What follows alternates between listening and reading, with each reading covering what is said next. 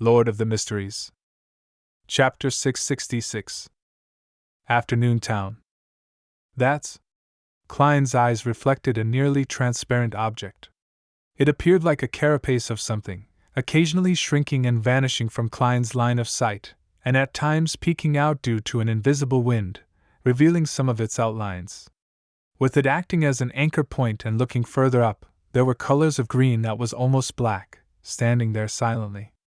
They looked like the colors of the trees of a dark forest. Klein mumbled without imagining what the object of those colors signified. All he could do was boldly guess that it had something to do with gaining a deeper control of the mysterious space above the gray fog. Without trying to do something that was destined to be in vain, he jumped down from the staircase that seemed to lead to heaven and phased back inside the palace. With the existence of Queen Mystic in mind, Klein did some simple tidying up before leaving the gray fog and returning to his bathroom. After tying up the loose ends, he walked to his suitcase, took out the sun brooch, and wore it on his double-breasted frock coat. After all the turmoil he had been through, the mystical items he could now use had returned to the state when he was in Backland. However, he was already a Sequence 5 and possessed one of the most difficult powers to deal with below that of the demigods.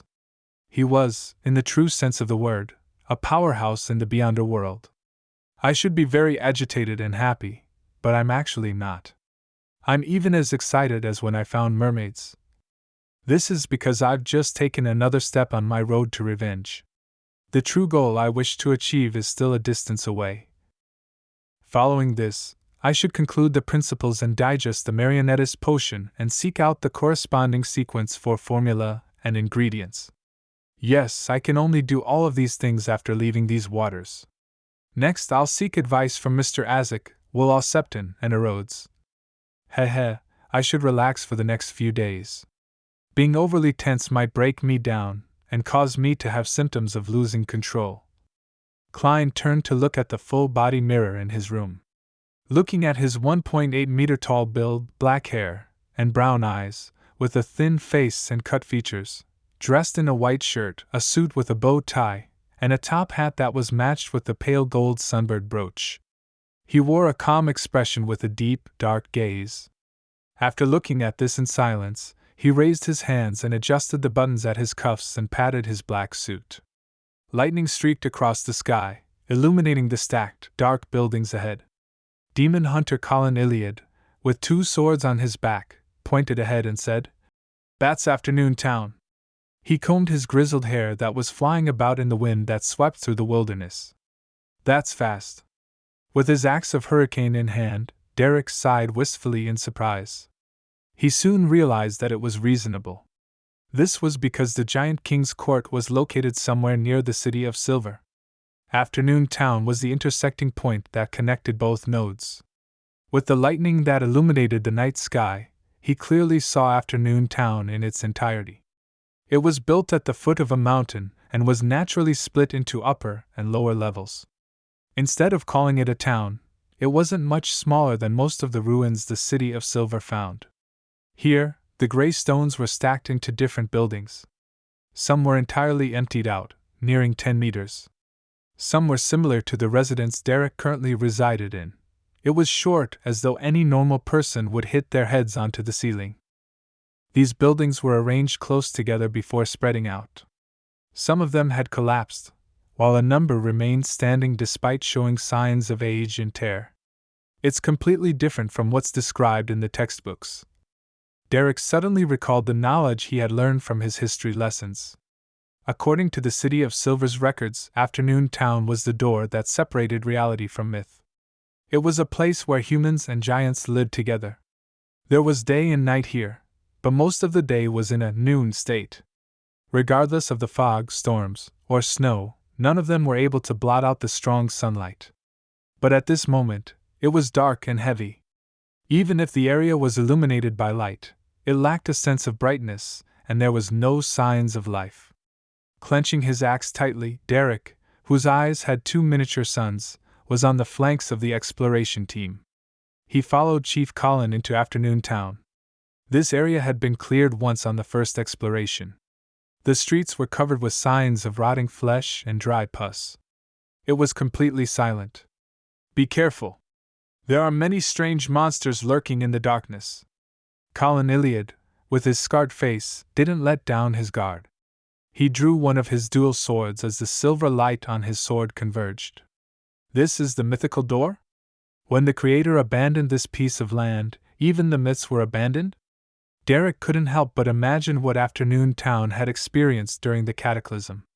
He instinctively felt that it was probably different from the Kingdom of Silver. Before he could carefully observe his surroundings in search of possible clues, he suddenly heard a teammate on the other flank anxiously cry out, "There's something!" Derek turned his head and saw a transparent face growing out of the wall of a 10-meter-tall stone building. The face was filled with countless cracks. With great regularity, they spiraled around the center, forming a single eye or mouth that resembled a vortex. The hurricane within the vortex was corporeal as it spewed out with a howl. The dome-like light from within was dense, as though they were arrows of light. Bam! Bam! Bam! They struck a few members of the exploration team, but they seemed to strike thick city walls. All they produced was dull and closely spaced out thuds before disappearing into the dark environment. At some point in time, City of Silver Chief, Colin Iliad, was genuflecting. He stabbed the silver sword in his hand into the rotting gray ground. He had provided the front row with the strongest protection. At the same time, the other members of the exploration team methodically unleashed their attacks. Hurricanes of light and scarlet fireballs struck the monster. Right on the heels of that, the holy light that Derek summoned had landed on the vortex that resembled a single eye. Amidst the explosive boom, the boulder, which was originally covered in cracks, collapsed. A transparent face screamed as it vaporized. Although the battle was simple, Derek didn't feel happy at all.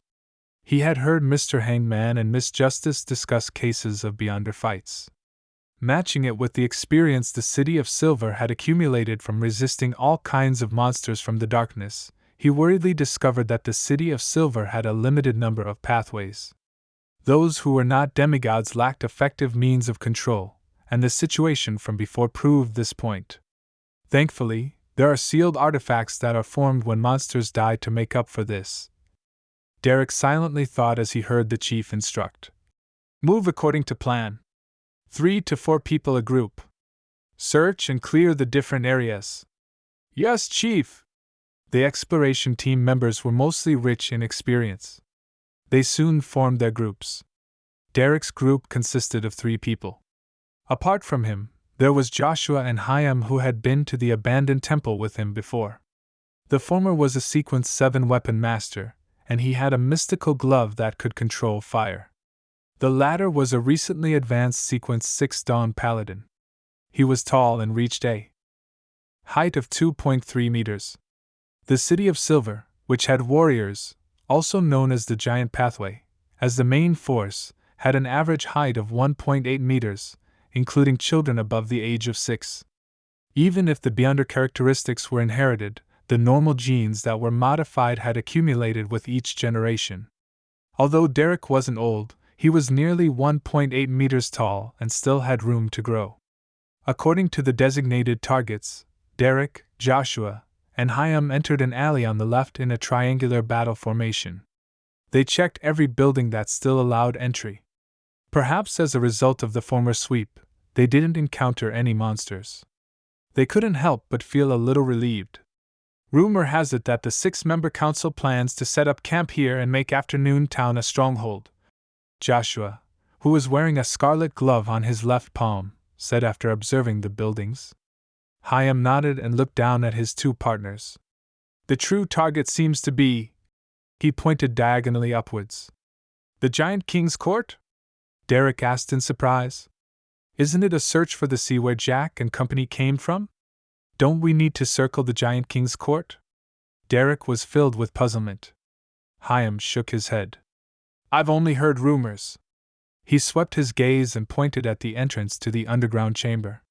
Let's finish our search here, Derek answered tersely. With his night vision and ability to emit light, he wasn't afraid of the darkness as he stepped into the underground chamber first. Hyam lifted an animal hide lantern while Joshua followed closely in tow. This building's underground chamber was rather wide, with traces of dried, blackening pools. The smell of blood remained despite the many years that had passed. Derek surveyed the area and suspected that a sacrificial ritual had once been held here. A very, very long time ago, he silently added and discovered a candle left on the stone table which resembled an altar. He felt more certain about his guesses. Why would the residents of Afternoon Town secretly hold sacrificial rituals in their underground basement? When the Giant King's court was in power, they were believers of the Giant King. Later, they came under the Lord that created everything. The owner of this building secretly worshipped other gods? Questions arose in him as Derek approached the altar. He saw that the stone table was originally carved with words, but they had been damaged by either natural or unnatural elements. After some careful identification, Derek found 3 names: Ouroboros, Medici, Sasser. Ouroboros? Isn't that the name of the angel of fate? Mr. Fool mentioned before that Medici is also a king of angels. Sasser is another one? Derek suddenly felt excited and horrified as he hurriedly turned his head to shout out for his companions to take a look. But in his vision, the underground chamber was empty. There was only darkness. Chaim and Joshua, who were supposed to be behind him, were gone.